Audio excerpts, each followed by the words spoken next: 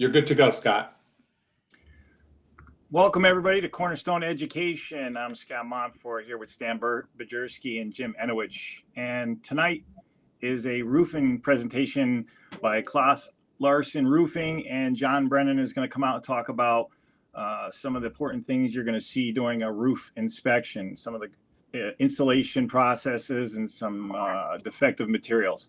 So thanks a lot for John for coming, and we'll let John. Yeah, absolutely. Thanks for having me. I'm John Brennan. I'm actually a sales manager. I've been doing this exclusively with roofing for about 3 years. Before that, I did all exterior products. So I got a pretty good understanding of what we see. My guys we see thousands of roofs a year, and we see the good, the bad, and the ugly. So lots of stuff to share with you guys. So real quick, just to give you guys a quick rundown of what I plan on talking about is we'll talk a little bit about just specifically asphalt materials and what we see on the roofs.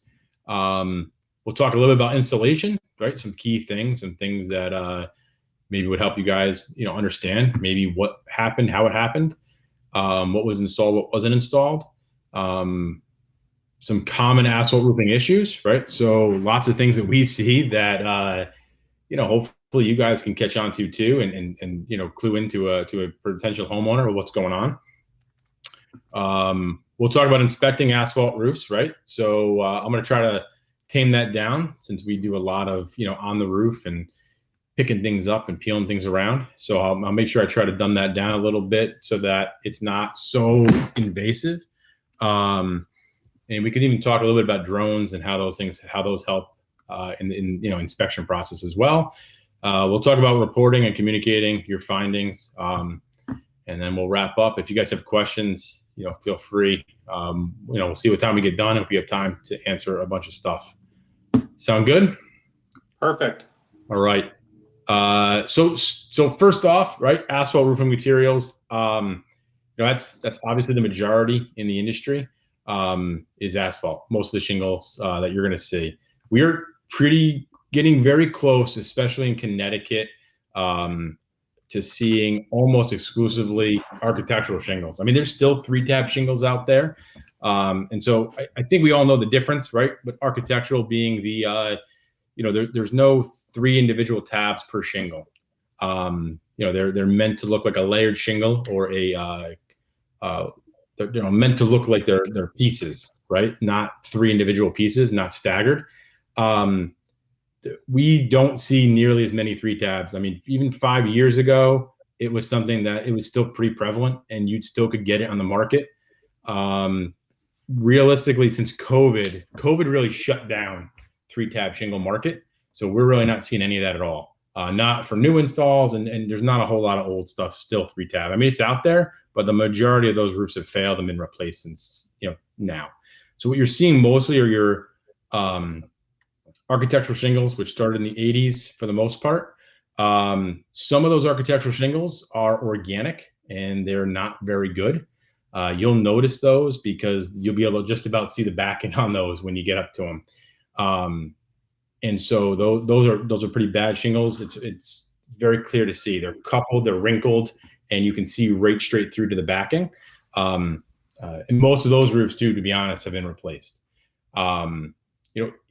Asphalt's quick and easy, right? I think that's really what it comes down to. Just to give you guys an idea when it comes down to roofing and why people are using asphalt over anything else. I mean, we see everything. We see cedar. I see slate. Slate roofs last forever, but nobody can get on those things to repair them.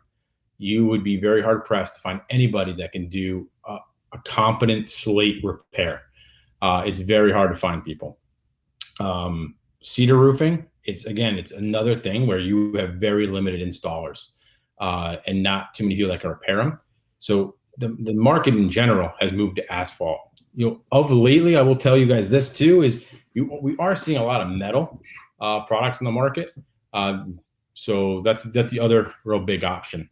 But asphalt is number one in the industry when it comes to shingles. Manufacturers, there's 3 big ones, GAF, Owens Corning, and then we use ICO, right? That's what we have. That's what we actually use. But those 3 are the big ones, and you'll see those in all varying installation types. So just to go over a couple things, proper installation, and I think it's hard for me not to talk about this with compared to what you guys are going to see, right? Because most of a roof is underneath, right? We have shingles, but most of the right stuff is done with the proper ice and water, proper placement of ice and water, proper underlayments.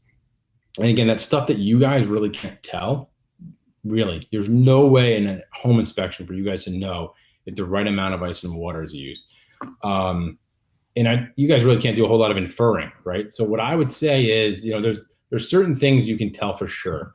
And I think this is what I would want to speak to the most is there's two different kinds of metal typically they use on the edge of a roof, right? You have drip metal or drip edge, it's called, and then you have rake edge. So a drip metal comes, it's there specifically so that when water comes off the roof, it goes onto this metal, it follows through surface tension, right? It follows the bead down and it kicks the water out and dumps it into the gutter. That is the point of a drip edge. It belongs on the eaves, right? So if you have a hipped roof where there's eaves on the entire perimeter, your entire perimeter would be drip metal or drip edge. If you have a gabled roof, right, you have drip edge, and then you should have rake edge. So just one thing for everyone to know is a lower quality, a poorer, a substandard install. Typically, what those guys use is drip metal, and they'll use drip metal along the entire perimeter. Now, it's not needed on your rake edges. What typically you would put there is rake edge. I have recently been on a roof. I think I was there Friday. No metal on the rake edge at all. And that just, again, I don't know how much you guys can report to that, but that to me tells me I need to look as deep as I can elsewhere, because that's definitely a place somebody cut a corner. And it happened to be on this roof. They also reused chimney flashing. And again, I don't know if everyone's gonna be able to see that, but they reused chimney flashing. And when I got in the attic and did my inspection, I found leaks around the chimney. So I think that's kind of the key, right? Seeing things that lead you to believe there's something else going on, and then knowing to look for those things to help out a homeowner and, make sure that you guys are uncovering whatever's out there. So that's just one really good example. I'll tell you guys the other thing I've seen recently is there should be dedicated cap shingles. Dedicated cap shingles are literally, they're called hip and ridge shingles. They come with perforated sections, they tear apart and they go on the roof. They're thicker, but most importantly, they're malleable. And so when you put them on the cap, they come across the ridge and they don't crack down the middle, and they work perfectly because it's what they're meant for. We actually call them, purpose-made hip and ridge shingles or hip and ridge cap shingles. So John, these guys that are using 3-tab and using architectural shingles as caps, what are the problems you're seeing with that? Yeah, so I have a guy who last week we went to a house and there were architectural shingles, just regular architectural shingles on the whole roof. When they got to the cap, what they did was they took an architectural shingle, which is 36 inches, and they cut it every 12 inches into 3 pieces. And they took an architectural shingle and they wrapped it across the ridge of a 7-pitch roof. So that's a pretty drastic angle. And consequently, those shingles were completely cracked across the ridge. Now, it's just interesting because this is something you guys could see pretty easily if you had a drone. This was a 2-story home. My guy wasn't getting on a 7-pitch roof. Even us in the roofing business, there's certain things that just don't make sense. He flew the drone, got super close, and we could see that in the pictures, the cracks all across the top. And then, honestly, when we got in the attic, you look up and you don't see, it's not a flood, right? You don't see water pouring in and running down, but you can see where the water has been over time on driving rains leaking into that roof. So that's a major issue, right? And again, that to like what Scott's saying, that's a red flag, right? If you're using that, whoever did that roof probably didn't know a lot of other things to do properly. So that's a big red flag.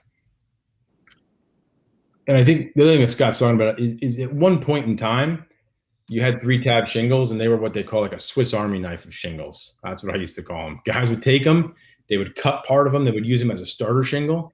And then they would get to the top and they would use them as a cap shingle. And they used them everywhere they could. It was very cost-effective way to do a roof. Nowadays we use very specific starter shingles. We use very specific cap shingles, like I mentioned. We even use starter shingles up the rake edges so that it keeps the shingles from blowing off. And I'm going to talk about that a little bit, like weather and where you guys can like really spot weather issues and places that are most susceptible. So the other thing we're going to use is we're going to always use when we do an install, we use ice and water. We use a very high quality ice and water, and we go 6 feet up, right, to protect the roof. So that's another thing that we'll get into. And you might hear me say things like cap shingles and ice and water. And there's certain things that I'm going to check for when I get in that attic. And that's part of the next thing I could talk about a little bit, is that inspection process. Starter shingles, sometimes people are looking for layers. We look for multiple layers. Sometimes a starter shingle can be deceiving because guys will look up and go, oh, there's 2 layers, when in fact it's a starter shingle. Yeah, so it's a good point. The starter shingle, where it's used, how big it is, how long the section. Yeah. So your starter shingle is usually pretty thin too, right? It's just a 1 layer of fiberglass, asphalt, and granular, right? It's there with a bead of silicone or a bead of sealant. I'm sorry, that is intended for when the first shingle comes down it's the 2 sticky sides, right? The sticky side from the shingle and the sticky side from the starter shingle to bond, right? I always tell customers, it's like 2 pieces of duct tape when they touch together. You're never peeling those 2 pieces apart, right? If the 2 sticky sides touch, they're stuck forever. Same thing when you put down a starter shingle and the regular shingle. So when you're picking that up and you're looking, you want to look for colors. Your starter shingles, if they're specific starter shingles, are almost always black. That's another pretty good telltale sign. The other thing you need to watch out for, and this is like the most deceiving thing, is if guys are like, they're going to do a good roof over, like we don't condone roof overs at all with putting shingles on top of shingles, but it is okay by code, most places, and it has been for a while, to have 2 layers.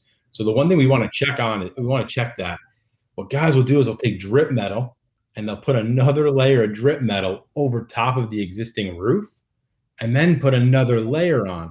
And so that's where it can be real deceiving, Scott. You start lifting up and you can't tell what's going on or how many layers. So I think that would be, to me, some good information to give to your homeowner, how many layers, because that's also indicative of how long that roof's going to last.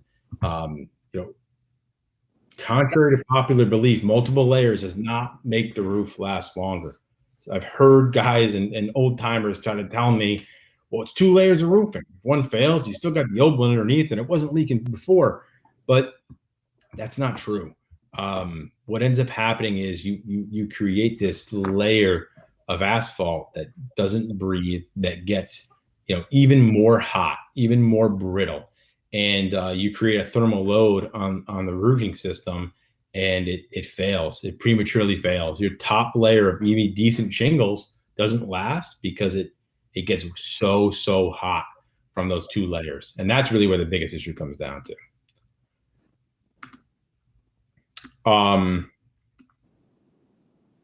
So the other thing I'll say is to kind of understand what was done before is that, to me, that attic insulation, or the attic inspection, I'm sorry. The attic inspection is the most important thing you can do aside. You guys, you're not getting on the roof in most situations, right? Most situations, I think it's pretty customary to get up to the eave line, maybe the rake edge, take a look, check it out, and not be on the roof. I talked to one of my sales guys today. He just bought a house. And I said, what was that experience like? Because I'm talking to these guys today. I'm curious. And he says, that guy was like a spider monkey on my roof. He's like, dude, I go on roofs all the time, and I'm scared to get on my roof. That guy was all over it. And he checked everything. He was on the chimney, looking at the chimney, taking pictures. The guy was, he felt really confident, really great about this guy. But I get that can't be the case for most guys, right? Stan, you told me a lot of guys don't even have ladders, right? So that's okay. I think as long as you can do some of the other things. And so one of the other big things is the attic. So in the attic, you now have the ability to look, I call it like your X-ray of the roof, right? We can now see from underside what's going on.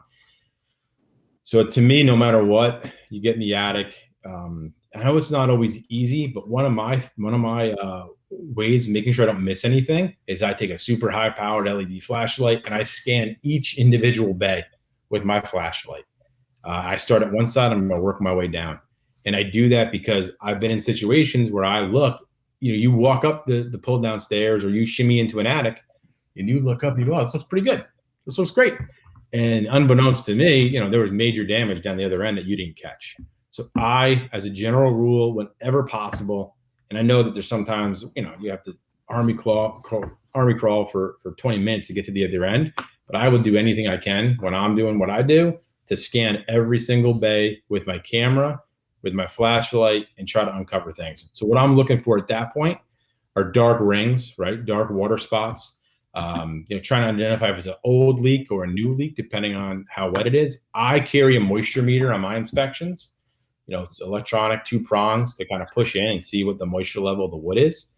I then will look for rusty nails, right? So if the nails are rusty, that tells me right off the bat, we're probably not getting a whole, either there A is a leak, which usually that's not the case. It's usually really, really poor ventilation. And I think that's probably the biggest issue we see.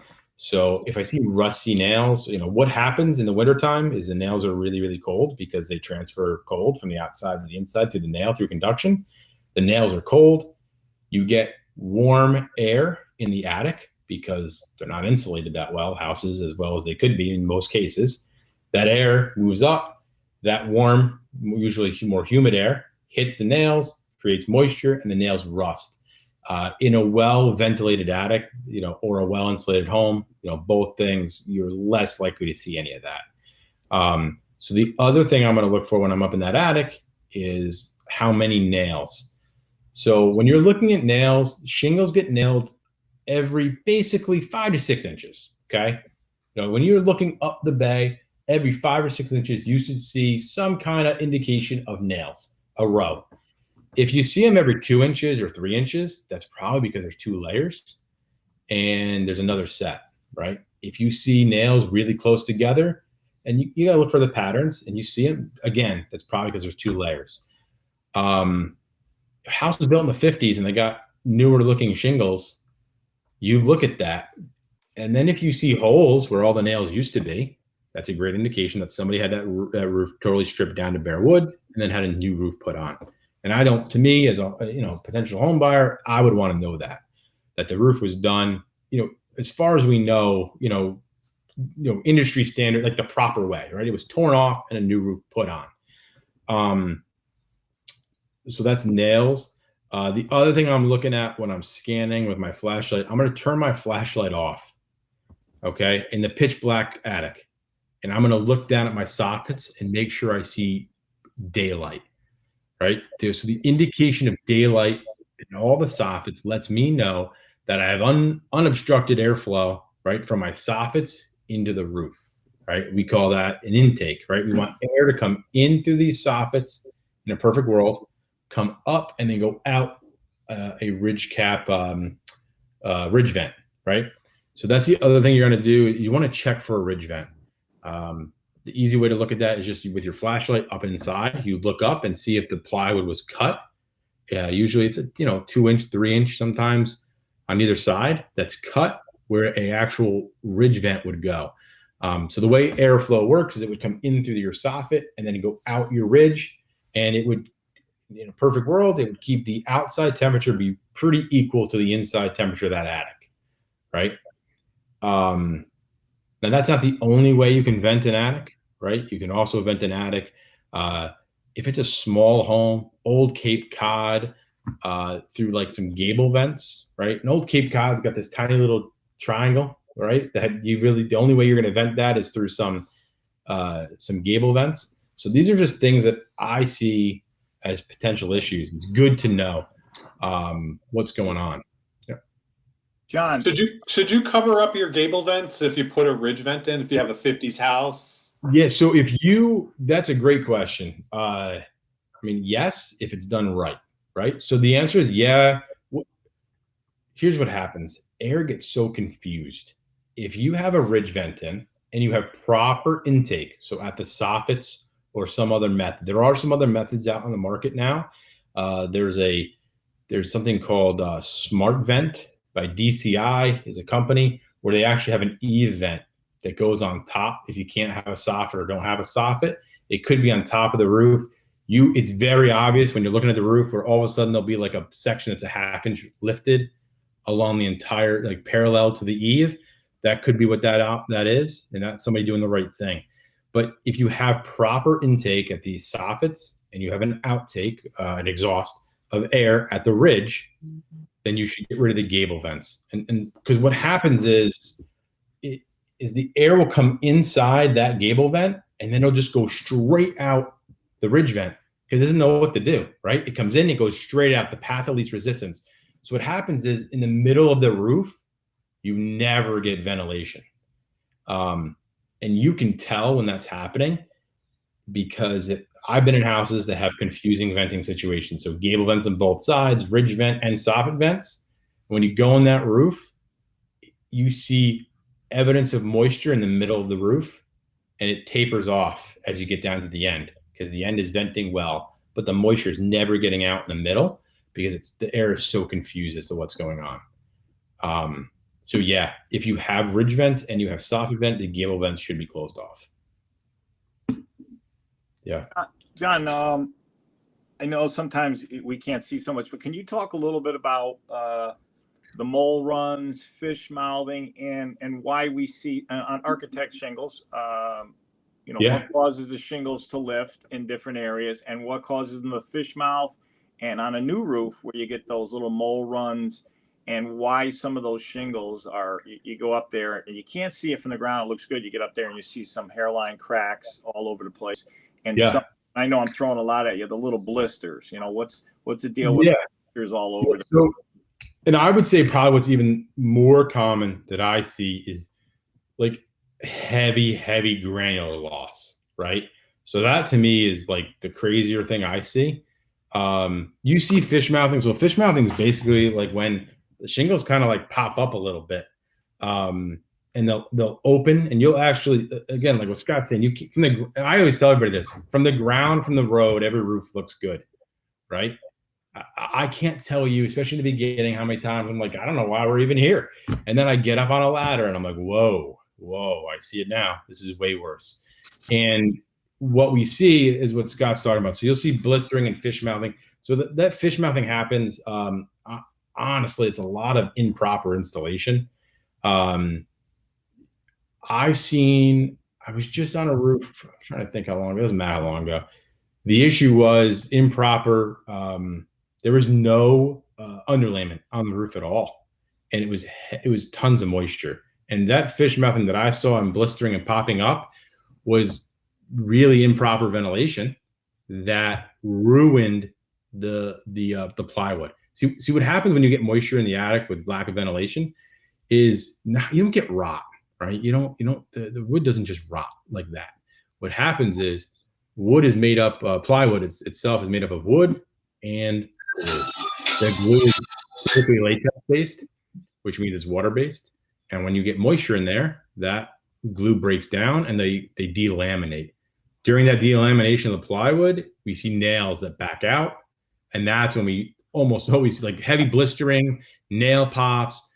A lot of that fish mouthing is not necessarily fish mouthing, but like the blistering and like the bumps you're going to see in a roof is almost always nails working their way out.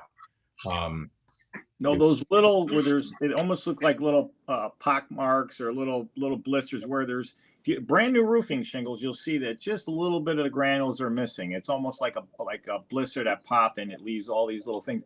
And that's brand new bundles. Is that a problem when it comes from is that a factory defect? I don't see too much of that, honestly, from what we work with. We see it in old. I think it's an older stuff. It's funny what you were saying too, is because today I went on a house that was 15 years old on Thursday. All right, the house was 15 years old. The woman has in New York, we got these Toll Brother McMansions. I mean, this house is huge. Probably a $1.5 million house that was built in 2008. I get on the roof, and the lady's like, I don't know why my roof's like, why would my roof have problems? It's 15 years old, and it's a friend of a friend. So I get on the roof, I'm looking at it. There's heavy granular loss.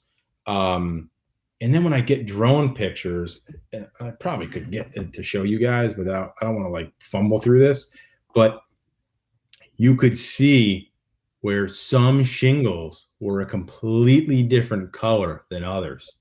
And so that, that was definitely an issue.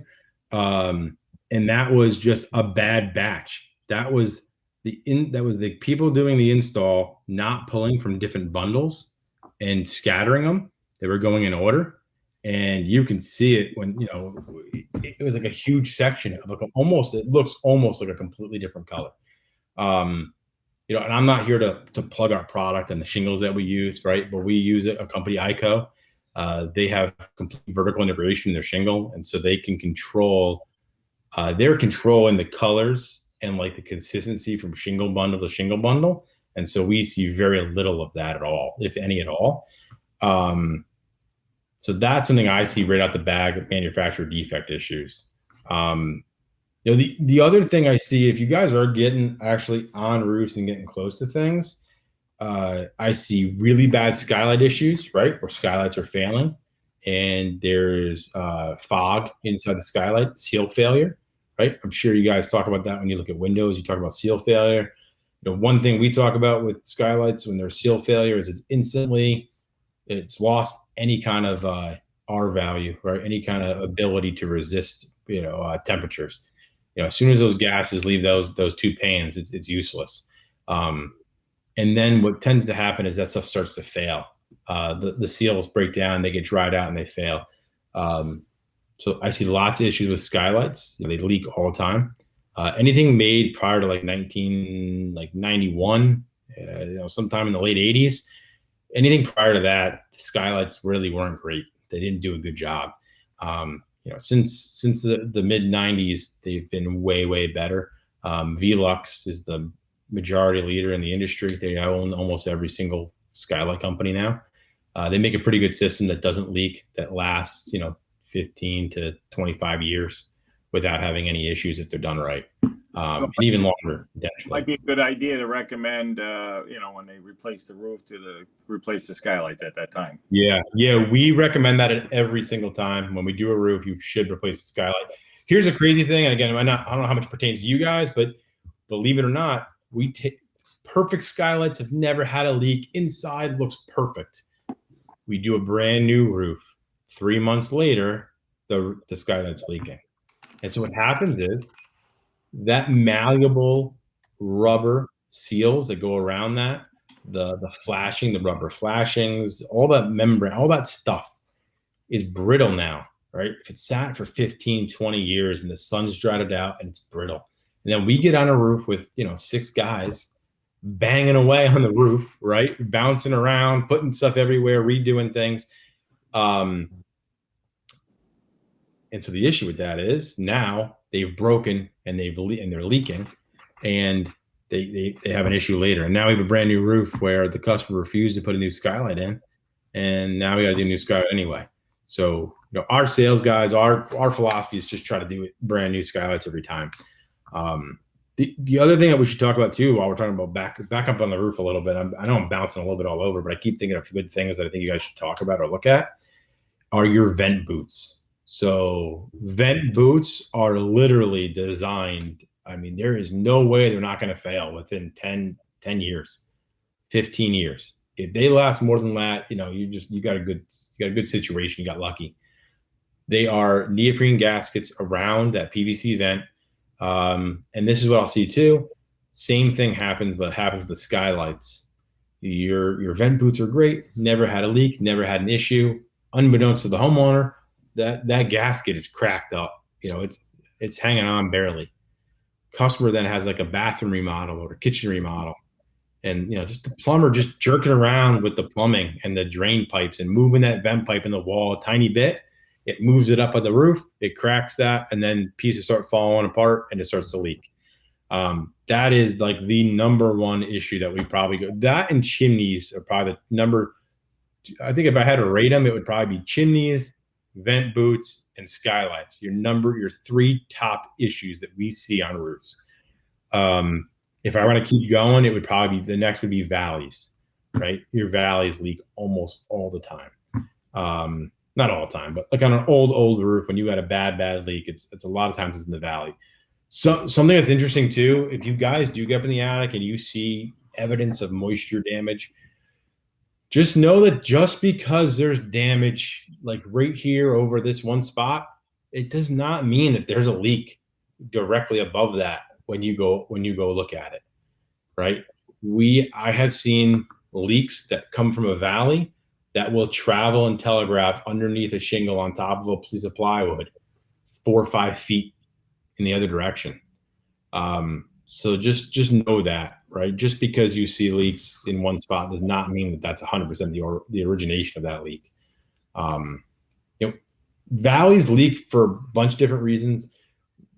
There's probably 3 really or 4 different ways to install a valley. I could talk about that. The number one way that they used to do it probably 40, 50 years ago they would do what's called they would do a weave, right?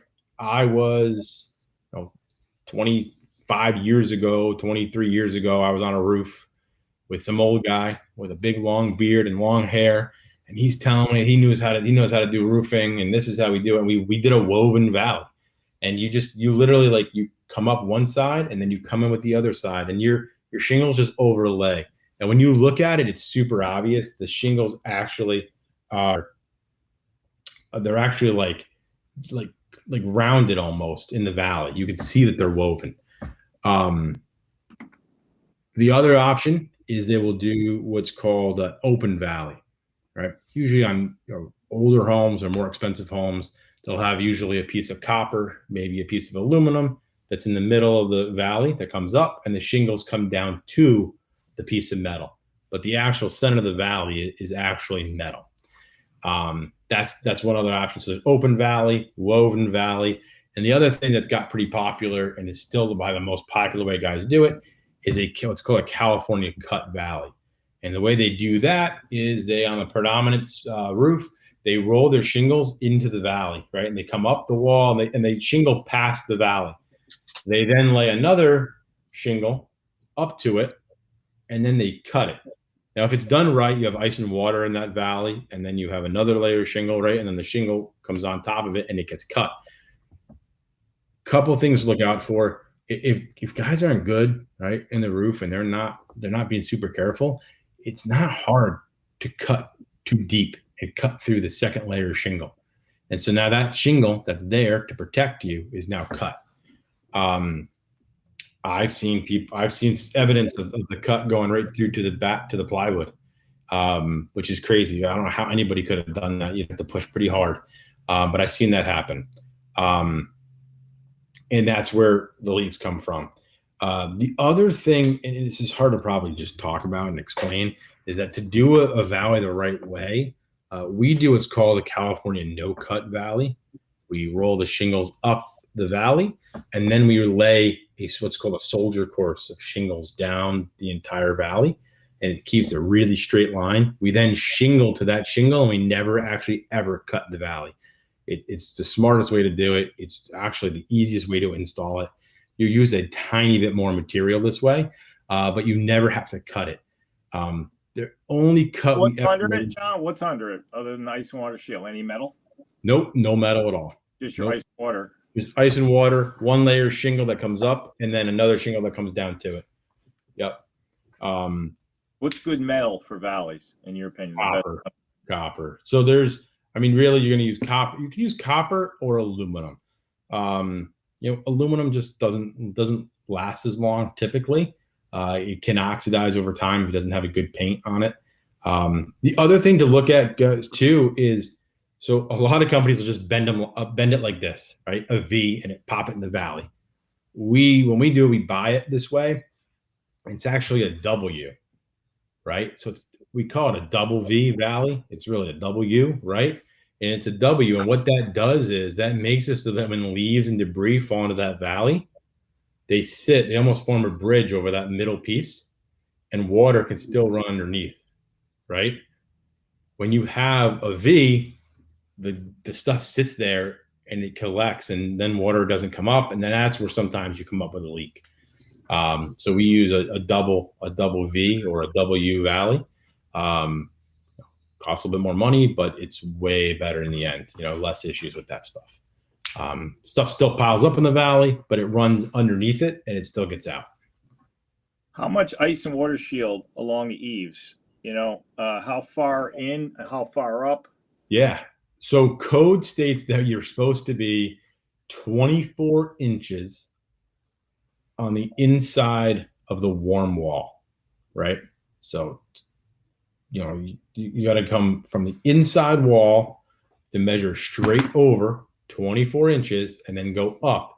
And so that angle, it's got to come up that angle and all the way up and still land above that mark to be within code. When we do it, just, ice and water comes in 3-foot rolls. We typically just every house, we typically do, 6 feet. Now there are times when there's a drastic overhang. You get a 3-foot overhang, I may have to put 9 feet in, right? And do 3 rows of ice and water. And we will do that. We'll also put ice and water on all our valleys around any penetration. So your vent boots, your bathroom vents, your kitchen vents that come through the roof, around all your skylights, and then really heavily around your chimneys. And then also dormers and wall intersections. We're going to come, if we have the opportunity to reside at the same time, we'll come up the house with ice and water and really protect the home. So yeah, ice and water goes, almost everywhere. Sometimes I see the ice and water, John, that's actually, it goes over the eaves and you see it down behind the gutters. What's your thoughts on that? Yeah, so that is how we install. At Klaus, we have a very specific process that we use. It gets dicey, right? So here's why. The manufacturer specification states that that's not, you're not supposed to do it that way.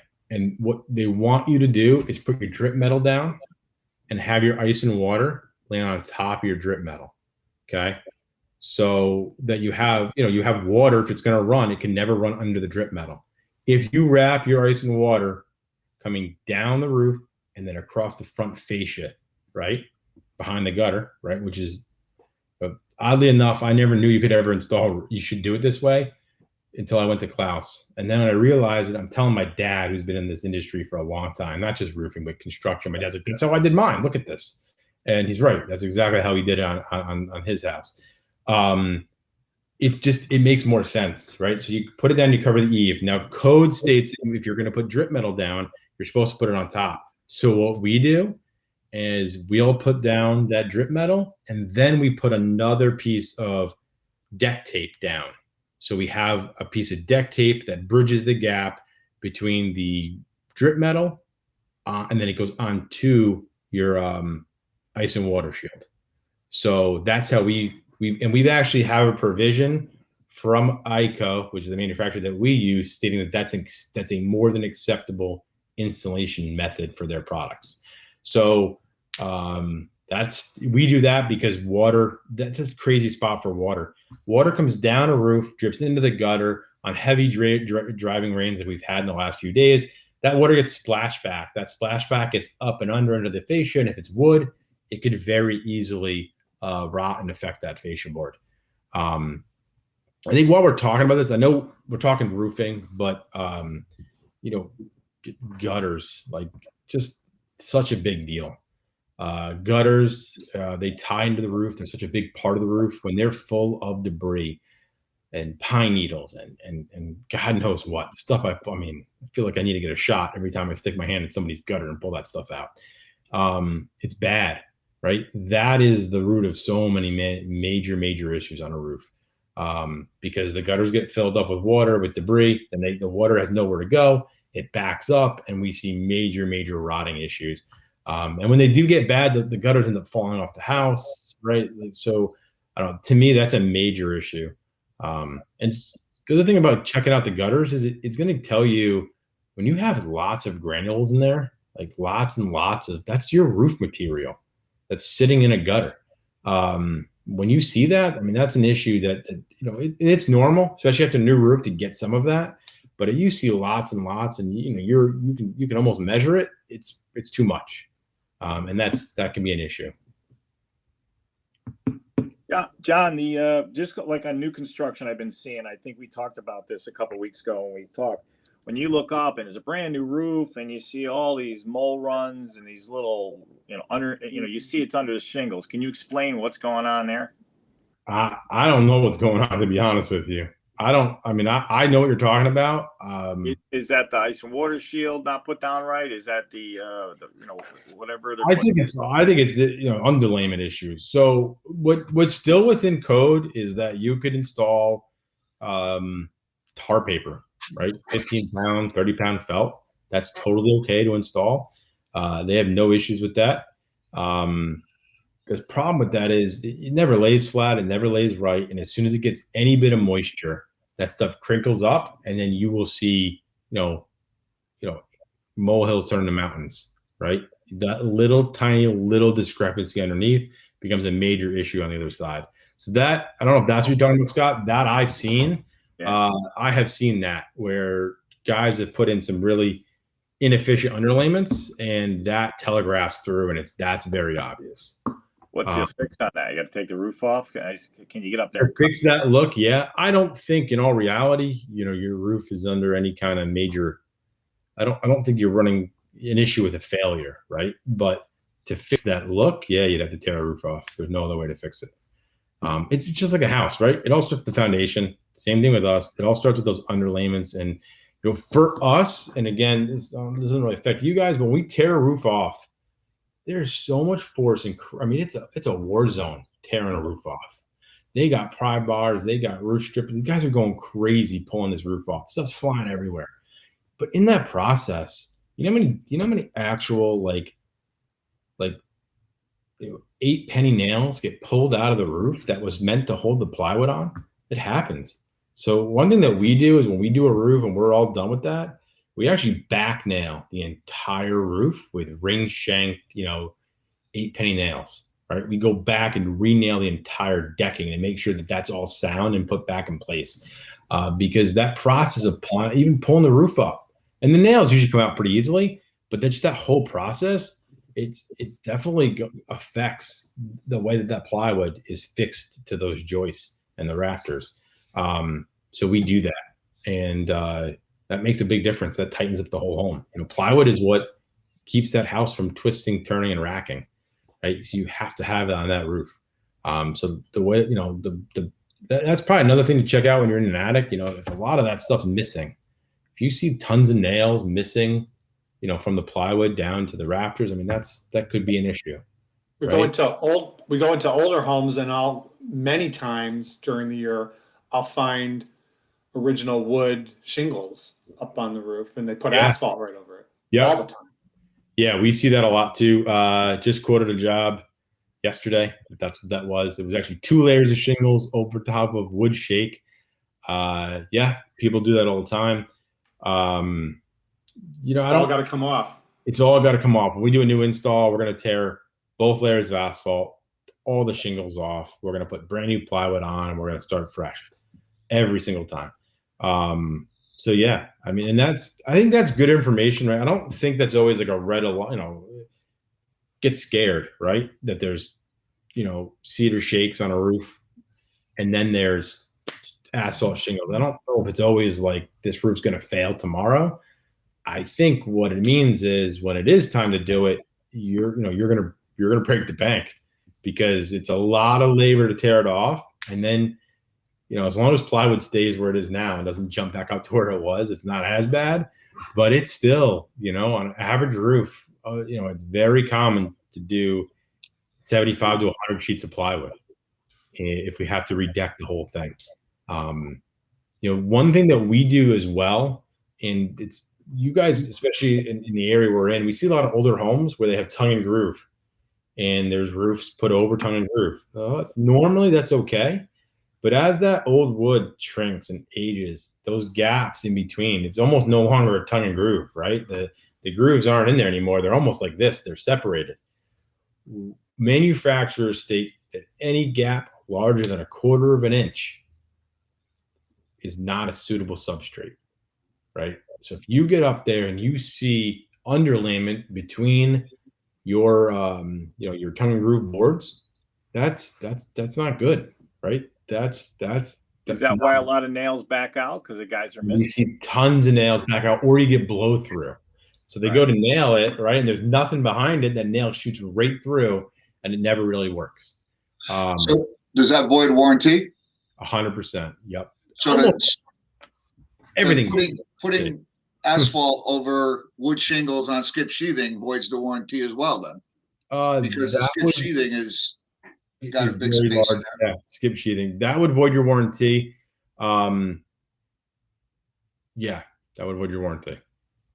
Yep. I don't.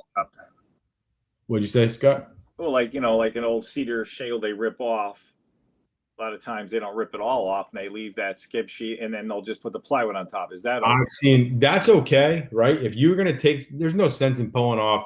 That skip sheathing for years has held that building from racking, right? That roof system from racking a little bit, right? Because they're like purlins that run across that hold that thing from shifting and moving. So there's nothing wrong with leaving that where it is. You just would want to put plywood over top of that and then deck. If it's 16 on center, we would use a 1/2 inch plywood. You get away with 3/8 by code, but we use 1/2 inch always, 60 on center. Length of nails. So we use 8 penny. What's that? 2 and a. I could check my tech manual. I'm trying to think. 2.5 inch nails. So we use for actual roofing nails. Roofing nails. 1 inch nails. We use strictly ring shank nails. It's on the shingles. On the shingles. Yep. I'll tell you. So again, I think Saturday I was on a roof and it was this Toll Brothers, house, older home, not older home, 15-year-old home with failing shingles. And, GF to try to get claim on the warranty required that I send them 2 full shingles, 12 inch by 36 inch shingles. So I go on the roof and carefully, gingerly pull these things off. I got to tell you guys, I mean, how easily these nails come out is unbelievable. I mean, they're not short. They just come right out. Right? They're barely held into the plywood. So thicker plywood, 3/4, 3/8. I mean, how much do you really want sticking through? When you go up in the attic and you barely see the nail, either that's multiple layers or multiple layers is usually what that means, right? That's the other big giveaway as to multiple layers. But yeah, you should see about 1/4 inch coming through. That's totally normal. Yep, that's okay. Sometimes there's more, but sometimes guys use 1.25 inch nail. Actually, I lied to you. I said 1 inch. We use 1.25 inch. I have used 1 inch nails on some occasions, but we use 1.25 inch now. Baseball roofs, so the kids stick their head. Baseball roofs. Yeah, you're right. I actually did we did like a, I don't know what the lady had tongue and groove painted 5/4 ceiling. It was nice. If we used 1.25 inch, we would have blown through in spots, right? So we used 1 inch nails in that, and that was a sticking point. Right, because we started the roof. To be honest with you guys, we started using 1.25 inch, and we had an issue. We noticed it right away. So we repaired, fixed what we did, and then we went back and used 1 inch nails. Right, that's the kind of company we are. Do the right thing. But we use all ring shank nails is what we use. They don't pull out. They don't back out. But you'd be shocked. You'd be shocked how many nails will pull out. And I think that's a good thing for you guys to to show your homeowner that there's nails coming out. The other thing I noticed too on cap shingles. The cap shingle that goes, it's going to cover the next nails. It's going to cover all the next nails, the next nails, the next nails. They all get covered, right? When you get to the end, though, you can't cover the nails, right? You can't. So you use a GSL sealant, a good, that's what we use, GeoCell, asphalt sealant, right? There should be a heavy dab of asphalt sealant still on the nail heads. If you can see bare nail heads on the ridge, like that's not good. It doesn't mean that the roof's going to fail. It just means that it should be addressed at some point, right? Going back, I'm just trying to remember the question I was going to ask. If when you go up on a roof, if you happen to go up on a roof, lower slope roof, or you decide to get up there, or even if you could see it from the ground, if you see that cap shingle, that's kind of, you know, like a valley in the cap shingle, what is the reason why that's happening in your opinion? Where you go up there and instead of seeing it the way it's supposed to be, wrapped over the ridge, what is causing that cap shingle to almost? So I know what you're talking about. I've seen it. What I've seen usually is they use that Cobra vent, ridge vent, which is it's like a Brillo pad material, for lack of a better term, right? And they don't hand nail it. And so what they'll do is they'll get lazy and they'll take the air gun, you know, the roofing gun. They're driving 90 pounds, 90 PSI. If they're good, usually these guys have these things cranked up way too high anyway. And they dimple all the shingles in, and that's what you'll see. So it's just improper installation. That could leak, right? Or is the valley cut too wide, or the ridge vent cut too wide? The ridge vent, shouldn't be, right? If they use the right, it should. I don't know if I've ever seen a ridge vent cut too wide. I don't know. The ridge vents we use, they literally have a guide on them to tell you how wide they cut it. You know, it's like the back of an outlet. It shows you where to strip the wire to, right? It's the same idea. It just tells you where to cut it. It's a guide. Should it be cut all the way to the gable end, or is there no, we stop about 8 inches from the edge.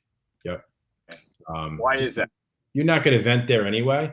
And there's nothing on the end of the roof that's going to stop things from getting in. Right. So we stop early because our ridge vent's got a bug and a bug cap on it to make sure bugs don't come in, but air can get out. And if you go all the way to the end, you've just created a highway for bugs, animals, rodents, everything else. So they shouldn't go to the end. Yep.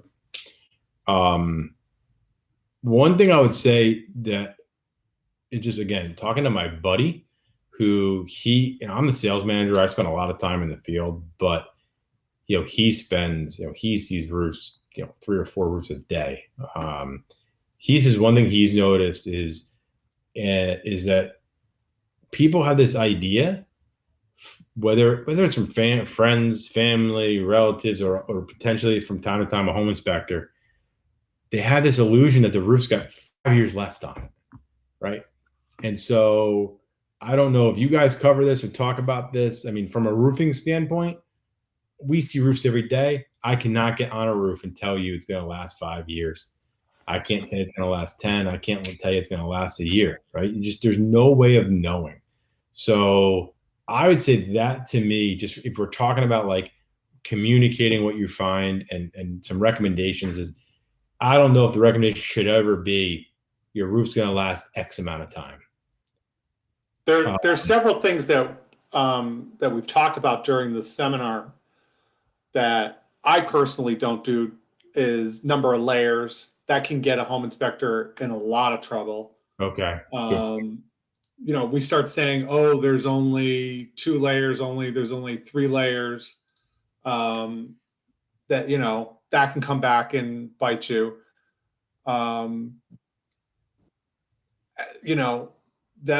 As for years left, I think FHA, sometimes on FHA mortgages, they'll require, if the appraiser comes out, and I get this quite a bit, the appraiser will come out, the appraiser looks at the roof and says, no mortgage, because I don't feel the roof has 5 years of life left. Oh. So it doesn't happen all the time, but it can happen. And then what I'll do is I'll get a call from the client. The insurance company or FHA needs a letter from you stating that the roof has 5 years left. I gotcha. So that happens. That happens. What I personally do in my business is I'll ask, what type of mortgage you getting? Oh, conventional. Okay, no problem. FHA. And then I'll look at I'll go back and I'll say, hey man, that roof, you could have a problem with the appraiser. Then I'll judge it from what the customer is. If the customer seems receptive to understanding how much time is left on the roof, I may be in a position.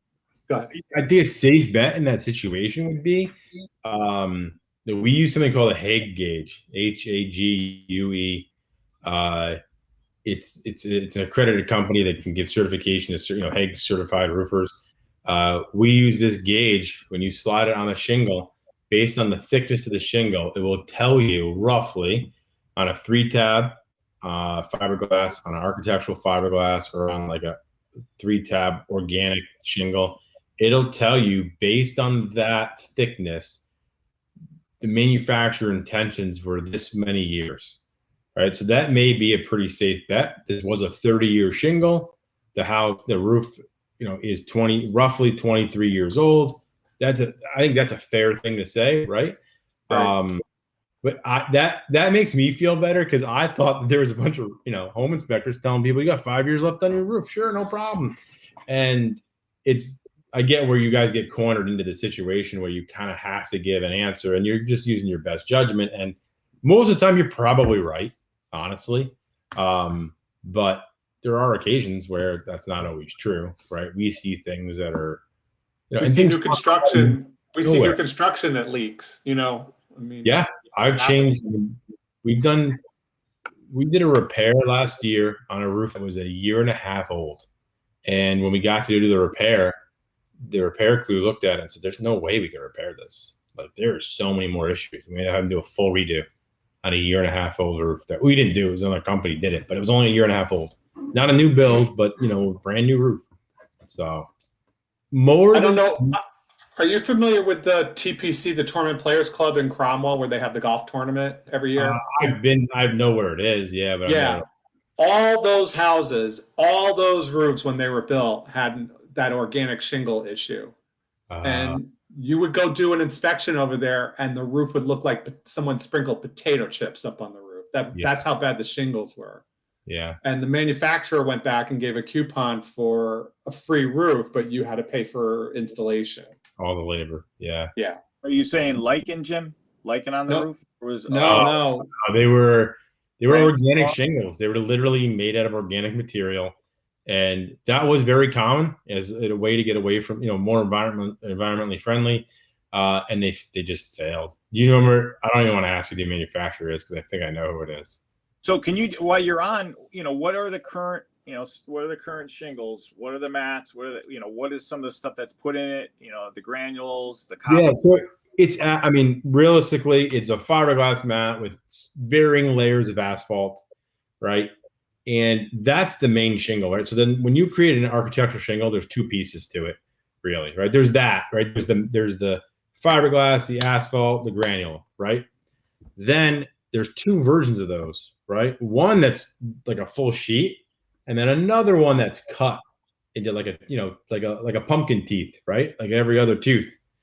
That piece is then laid on top of it, and then they're fused together with sealant. That sealant that's used is called a common bond. Certain manufacturers use 2 dabs of glue. Some use 3 rows of glue. The company we use uses 4 rows of glue to hold those together. You will see, that's another thing you guys will see. You'll see failure there. So on like a mansard roof, on any kind of gambrel roof, any kind of extreme pitch. So most manufacturers say any pitch over a 20-21, you will require to seal that shingle down. And the reason is that shingles are sealed when gravity and heat come together, right? So the gravity holding the shingle down heats up the sealant's fused together. When you install on a gambrel or a mansard style roof, there's not much gravity pushing that shingle into the sealant. So most manufacturers require that they be hand sealed. And hand sealing is just using an actual caulk gun with sealant and putting a certain amount, whatever the manufacturer recommends, dabs of sealant as you're installing that. It's tedious, it's labor, right? It's near the adhesive strip, you're saying, where the two shingles. Actually, when you nail it, actually on the 1 inch from the edge, they'll tell you to do it where the next shingle comes and it seals, right where you nail it, basically, so that the shingles are there. Yep. So that happened to my roof. I had to get up there and glue them back up. And that's okay. That's what guys do. They just resell. They're only like 4 or 5 years old. How many nails per shingle? Yeah. So what standard amount of nails? Most manufacturers say 4. And and is 4 is required, but if you do 6, you get maybe sometimes a better wind rating. What we do is we could do 4, like if there's 120 mile per hour wind rating, or 160. We do whatever it is. We do 6, and we get 180 mile per hour wind rating. So you're never gonna get the wind. The wind's never an issue, right? 130, 140, 160. I mean, we got way bigger issues if the wind goes that high.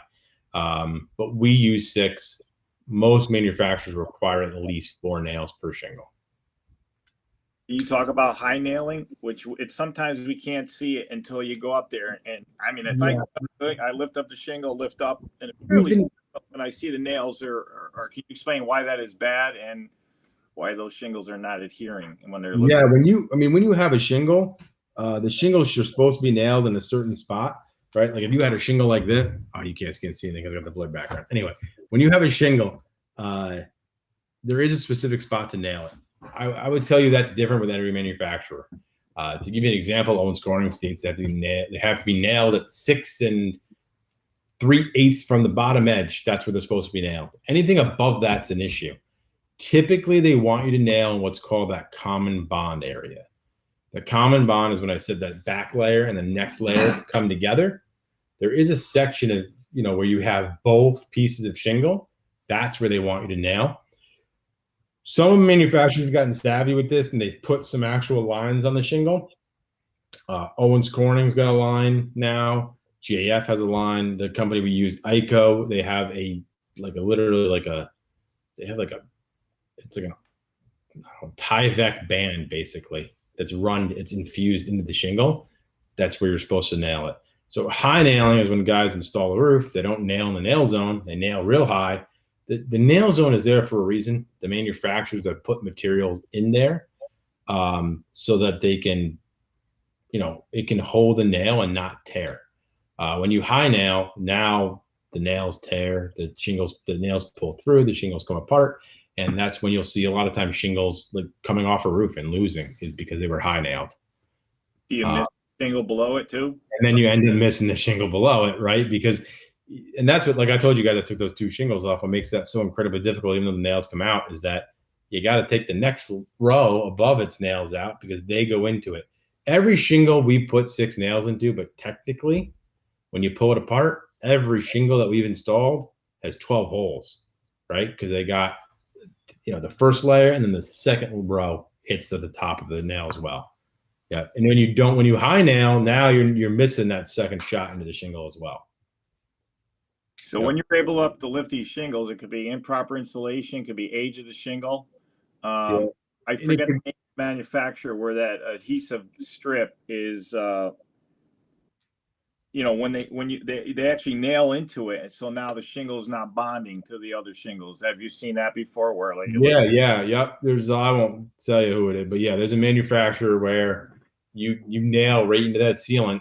And now you have very, less surface area of sealant, and they don't connect, they don't bond. The other issue that could happen is improper installation during certain temperatures and weather. I don't think we see it too much here, but when you install a roof in the bitter cold, how cold? Is bitter cold? 40 degrees. That's not bitter, but like consistent temperatures of 35 to 40 degrees. Like when it gets that cold, what happens is they don't have a chance to seal. Now that's okay, honestly, because they're just going to lay there. And then when it does get warm enough, the shingles seal. But what could happen is if you have an area of high winds and high dust and things like that, if that dust, dirt, and high wind get in between the shingles, they now won't necessarily seal so well. I'll tell you, we have a dealer in Texas, in a part of Texas, that does get chilly. And he cannot install roofing between October and April because it's too cold, too windy, too dusty. Yep. Okay. Anything else, Scott? Question: the shingle, how far should it overhang at the eaves? About an inch. Edge, and why? Yeah, about an inch. It's just really to kick out water. You want water to come down. It should be supported by your drip metal. But you want the water to come down and kick off the roof and drop into the gutter without risking, you have damage to that fascia, water damage to the fascia. So same thing on the rake edge. Same thing on the rake edge. I mean, I was on a roof of the day and it was atrocious. I mean, they hung over 2 inches, and then all the shingles were curled and broken. Right. So, and the guy had wind damage and lots of other issues. You guys will see wind damage. Those are most acceptable on your rake edges, your eave edges. And you'll see that. Those are usually, when we see wind damage, it's it's an insurance claim almost every time. And with the storms we've been having, we see a lot more of it. It's sad because even a lot of times it's improper installation, and that resulted in the wind damage occurring. The insurance company they don't care. They'll still take care of the customer. So that's something we notice as well. Why is moss and lichen growing on a lot of new roofs? I mean, forget, areas that shaded. You didn't see this 30, 40 years ago, and we're seeing it now. Yeah, so I'll tell you why. I mean, if we get technical, it's that the granulars that go on top of a shingle, what these guys do, the big companies, right? Not to bash individual companies, but GAF and Owens Corning, they use a copper wash that gets sprayed onto the surface of the shingle. That is supposed to kill algae and not let things grow. It doesn't work so well. Okay, it washes off pretty quickly, especially in certain climates. The issue is that what they've been doing to get certain colors and to have things in the granulars, they'll put limestone. That limestone material is what really harbors is absorptive. It's very absorptive. What am I trying to say here? It's getting late, right? It holds a lot of moisture into that limestone, and what ends up happening is it grows algae. Geocapsomagma, I think is how it's pronounced, right? That's that black. If you guys see black streaking on a roof, that's algae. That is algae growth. That's not a big deal. That could be cleaned with a bleach and surfactant spray, soft wash, very easily can be cleaned. And you'll notice it. You'll know for sure that's what it is when you see black streaking on the whole roof, and then you look by the chimney or where there's metal, and you'll see it's really clean. And that's because that metal is killing that algae, right? So we do a thing called this copper cap, which is a copper cap across both sides of the ridge that helps to eliminate that. In addition to that, the shingles we use actually have copper granules embedded in the shingle. So they don't go anywhere. They last a lot longer. But then there are tricky areas of houses that are just, you have to get them cleaned regularly to keep that stuff away. Well, John, thank you very much for the presentation tonight. Yeah, no problem. I want to thank you for your time, and we definitely want to have you back. Yeah, absolutely. Yeah, Scott, anything? No, John, thank you. Very informative. We'd love to have you back for part 2 or yeah. Part. Yeah, you let me know. Anything you guys want to talk about? Flat metal roofs. Yeah, flat roofs, metal roofs. We see exposed fasteners, standing seam, all that stuff. Yeah. Excellent. Sure, you guys see it all. Cool. Thank you. All right.